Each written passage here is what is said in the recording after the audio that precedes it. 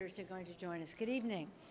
We're here with our distinguished House Democratic leader, Mr. Hoyer, our distinguished chair of the Appropriations Committee, Nita Lowey, and our chair of the Homeland Security Subcommittee of the Appropriations Committee, Congresswoman Lucille Roybal-Allard.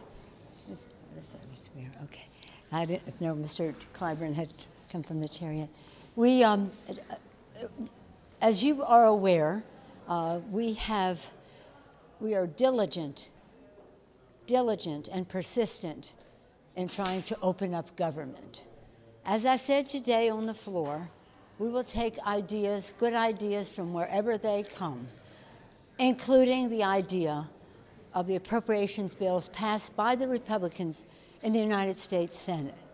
They passed 6 bills, 4 of them on the floor, with over 90 votes, 2 of them in committee unanimously, and those 6 bills cover 8 agencies, departments of government that could be opened just by the stroke of the pen of the President of the United States.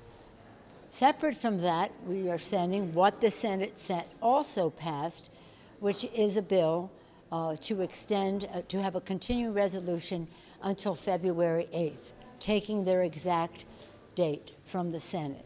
That would cover Homeland Security and give us the weeks needed to negotiate an agreement to open up government in that department. Again, we've taken word for word, and I'm going to yield in a moment after Mr. Hoyer to our distinguished chair of the Appropriations Committee to demonstrate how purely Republican and senatorial these measures were. And so we've separated it out. There are 2 votes, one on the 8 departments of government that could be open now to meet the needs of the American people, to protect our borders and to protect our workers. And again, the other bill is mostly about protecting our borders. So in that spirit, I want to yield to our distinguished Democratic leader of the House, Mr. Hoyer, to talk about the need for us to open up government. Thank you very much, and congratulations, Madam Speaker, on your re-election. We're here late tonight, later than you would usually expect the Congress to be here on opening day. People obviously have things to do. They have family in town. But we're here because we sense the urgency of opening up the people's government so that they can be served by the agencies of government on which they rely. And so that 800,000 people who have been put at risk, who are worrying about whether they're going to get a paycheck next week, we're going to be worried about whether they're going to be able to pay a mortgage, whether they're going to be able to pay their car payment or their child's school payment. That's why we're here, to open up government. And what have we done? As the Speaker just indicated, we have taken 6 bills that the Senate has passed almost unanimously, out of their committee. Republicans and Democrats joined together, so we have agreement on these 6 bills. Nobody's arguing about the 6 bills. They're not arguing at the White House. They're not arguing here. We have agreement. One would surely think that if we pass that, as I expect we're going to do, that the Senate would pass it, send to the President, he would sign it, because there's no disagreement. Now, there is a disagreement on the Homeland Security bill. So we have said, okay, we haven't reached agreement, but we're going to provide some more time so we can sit down as adults, hopefully, as rational, reasonable, common sense people, and come to an agreement on something that we all agree with. The objective of keeping Americans safe, keeping our country safe, and keeping our borders secure is not in debate. The only thing that's in debate are the means. We don't agree with the President's proposal. We don't think it's the proper or most effective, efficient means to keep our country safe. So we're saying, okay, we'll do what Senator McConnell did. We'll give us till February 8th, approximately 4 weeks, to come together and discuss this issue without shutting down government, without putting 800,000 people at risk, without inconveniencing and putting at risk millions and millions of Americans who rely on the operations of government. So we're hopefully going to pass that bill today as well. And I hope that Senator McConnell will put it on the floor. I hope the senators will vote for it and send it down to the president. Now, the president has asked us to come down to meet tomorrow at 10:30. And we will do that. And we'll have a discussion. At 11:30? Excuse me, 11:30. Well, he told me 11:30. Maybe the real meeting is at 10, but This is going to be the news, I'm sure. The fact of the matter is, we'll go down there, we'll talk, and Chair Lowy and Chair Lucille Roybal Allard are reasonable people. And we'll try to come to an agreement on which we can all agree. But holding 800,000 people hostage, holding the people's government hostage, is not what they expect, not what they want. So hopefully, Senator McConnell will put that bill on the floor tonight or tomorrow, send it to the president, and we will open up the people's government and then continue to do the people's business. I'll yield to the chair of the Appropriations Committee, Nita Lowey of New York. The message is very simple. This is the first time in history that a government has been shut down while our new electeds have assumed responsibility. I want to say that again because this is the first time in history that there has been a shutdown of government as we welcome new leaders and we want to work together to govern responsibly. As we came up with this plan, we didn't dream up a plan from the right, the left, the center. We just sat together and said, there are 6 bills that were passed by the Senate, some by the full Senate, some by the committees, but it was unanimous. So we thought, if we want to open government and not have a shutdown, let's take that bill, those 6 bills, pass them here, and then give everybody a month to work on differences in the Homeland Security bill. This isn't very complicated. We could all talk and give you details, but I want to emphasize again, we got together, we met with our leadership and said, how do we keep this government open to serve the people? 800,000 federal workers, people on the border, many industries now that depend on federal employees. This is irrational. So today is an exciting day. We have elected a new great first woman speaker of the United States of America. Let's open the government and let's get to work because we have a plan that makes sense. And I'm hoping, upon reconsideration, it will make sense to the President of the United States unless he just wants to keep tweeting and wants the government closed. But you can't be a leader of this great nation and continue to shut the government down. Well, at the risk of being repetitive, one of our primary responsibility as we start this new Congress is to reopen the government. And as you know, the biggest obstacle to doing that has been the bill that funds the Department of Homeland Security. So it only makes sense, as has been stated, that we pass the 6 bills that have bipartisan support and then do a short-term continuing resolution for the Department of Homeland Security so that we have the opportunity not only to negotiate, but to actually get more up-to-date and accurate information as to what is needed by the department, such as the Border Patrol, in being able to address the health needs of children who are coming across the border, because we all are perfectly aware of the tragedy of the death of the 2 children. And so they are preparing that information for us now. And this time period will give us that opportunity to get that information.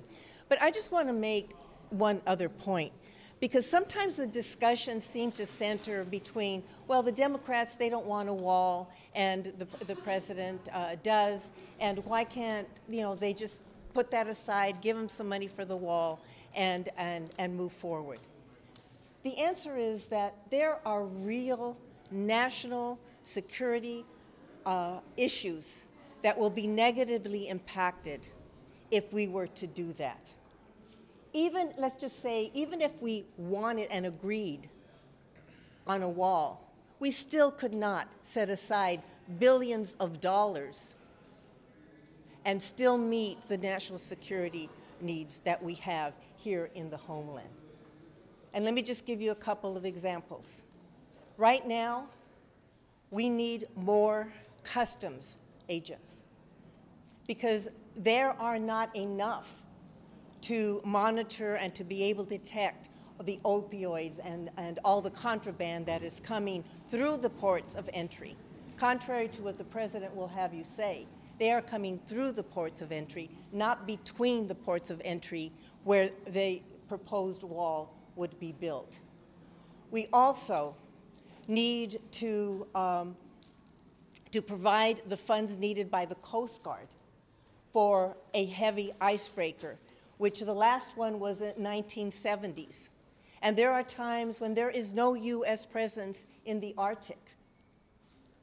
And with the melting of the ice, Russia, who has 40 or more icebreakers there, about 4 or 5 are heavy icebreakers, and China and other countries are starting to move into that region to be able to claim the rich resources that are there.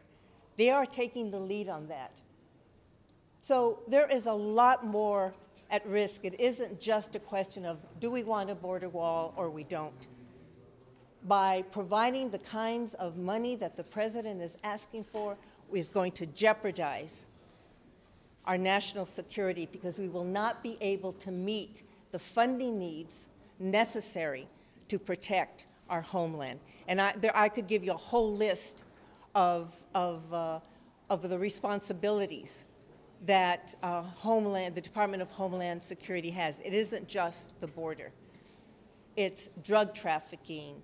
It's protecting our air and land and sea, our infrastructure. They have a whole series of responsibilities that would not be funded by providing billions of dollars for that border wall. And so what the Speaker and our Chair and Majority Leader are proposing is reasonable. It's something that is supported both by Republicans and Democrats and those 6 bills, and a short-term Department of Homeland Security continuing resolution that will enable us to continue to work with the president, who I hope will put aside his campaign promise about building a wall and look at the realistic needs that we have in terms of our national security and work with us to make sure that those national securities are met to protect our homeland. Thank you, Cecile. Our distinguished whip, since there's a vote, now is no longer presiding in the chair and has joined us. Mr. Whip. Thank you, Madam Speaker. I think that all of us are aware of exactly what the proposal is that the Democrats have made to the White House. And basically, the foundation upon which that is made is the fact that we ought to be able to carry on our debate over the wall, over security, while government continues to operate on behalf of the American people. It's a simple proposition. The 6+1 that has been proposed does that, and it allows for us to have legitimate debate on how to go forward with border security and whether or not to build a wall. I see very little morality in visiting misery among families, keeping uncertainty in our governmental structure while we carry out this debate. We can do both things and do it in a way that the American people, I think, will be pleased with us as their legislative representatives here in the Congress. So I would hope that after we pass this legislation that we're going to pass, that the Senate will act promptly and send it to the President, and hopefully we ought to do this within the next day or two so that the American people can begin to go on with their lives with some degree of certainty and stability. I appreciate that. I just want to add one thing. What we're asking the Republicans in the Senate to do is to take yes for an answer. We are sending them back exactly, word for word, what they have passed, whether it's to cover the 8 agencies of government, and exactly what they passed in a continuing resolution until February 8th. Why would they not do that? Is it because the president won't sign it? Did they not hear about the co-equal branch of government and that the Congress sends the president legislation and he can choose to sign or not? But to choose to keep government shut down by rejecting what the Republicans themselves have written, not us, that the Republicans themselves have written. So there's something very wrong with this picture. It can't possibly be that the president is saying, I will never sign what the Republicans in the Senate have written.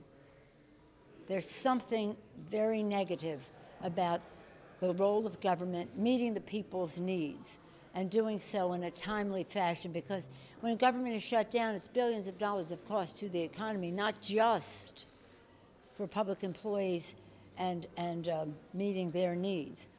It's about the economy that is affected by it. Ask any cab driver, luncheonette, or whatever when they see their receipts turned down. So we're just saying to the Senate, we didn't alter any language. We just are sending you what you have passed. Take yes for an answer. Open up government. Give us a month for us to negotiate what this package could be to protect our borders, because border security is a priority that we all have. It's a responsibility that we have. We take an oath to protect and defend. So you can't say if you're not for the wall, you're not for border security. That is a very false statement. So we're just saying, let's make it easy for you. Do what you have already done. Open up government. Let's have an adult conversation about how we protect our borders. And let's listen to people who know what they're talking about, like Congresswoman, Madam Chair Lucille Roybal-Allard, about what the opportunity cost is of spending $1 billion on a wall. Madam Speaker, at some point do you have to give the president what he wants, if only because there are hundreds of thousands of federal workers who can't afford to go without a paycheck The anymore? president cannot hold public employees hostage because he wants to have a wall that is not effective in terms of its purpose, not cost effective in terms of what the opportunity cost it is of federal dollars to spend. And the president has said Mexico's going to pay for this. Come on, let's anchor ourselves into reality. Mexico is not going to pay for this wall, so no. Speaker Pelosi, thank you. What about, Mitch McConnell said just this afternoon, he said, let's not get off on the wrong foot with House Democrats. He's essentially portraying these two bills tonight as messaging bills. Do you view that as him trying to set up the House as a foil? So he can say, wait a minute, they're just off on... You're going to have to ask him. Is there any situation in which you would accept even $1 of wall funding for this president in order to reopen the government? $1? $1. $1? Yeah, $1. How high was you willing to go? Are you willing to go? No. You said $1. You said $1. How high are you willing to go? Well, that's not your question. You said $1. I'm My answering your follow-up question. question is, The the fact president wants is, to cut a a deal. wall is an immorality. It's not who we are as a nation. And this is not a wall between Mexico and the United States that the president is creating here. It's a wall between reality and his constituents, his supporters. He does not want them to know what he's doing to Medicare and Medicaid and Social Security in his budget proposal. He does not want them to know what he's doing to clean air and clean water and the rest in his Department of Interior and of EPA. He does not want them to know how he is hurting them, so he keeps the subject on the wall. He's a master of diversion. We're trying to open up government. We're giving him a mature path to do so, not in our language, but in the Senate language. I'm just going to take one more question. You remember a time in this body where leaders at both ends of Pennsylvania were willing to put country above party. Vice President Pence came up here just before Christmas and made a deal on the wall, offered a deal on the wall to Senator Schumer, in which he more than halved what the president was requiring, more than $7 billion. He halved it down to $2.1 billion. You rejected it out of hand. No, I didn't reject it out of hand. He didn't make it to me, but before his wheels were even up off the Capitol, the White House was saying, we reject that. We're not going below $5 billion. So, I mean, if you want to tell that story, tell the whole story. The White House immediately said, now they're saying $5.6 billion. So they weren't even on the level with the vice president's offer that he made. And so if you want to, again, say something better, go to them and say, why don't you stick with what you offer? The president said on January 9th, 2017, in the White House, in public view, many of you were in that, I don't know if you were, but your affiliates were in that room. And he said to the senators, this is what I want, bring it to me in a bipartisan way and I'll sign it. He said that publicly, and then he walked away from it. He had a meeting with Chuck Schumer and me on the subject of the Dreamers. He said he would do this or that, and then he walked away from it. So understand this, you can't have an agreement that people are going to walk away from, and that is what they did time and time again. Over each other. You're not negotiating in any way. We're not doing a wall. Does anybody have any doubt that we're not doing a wall?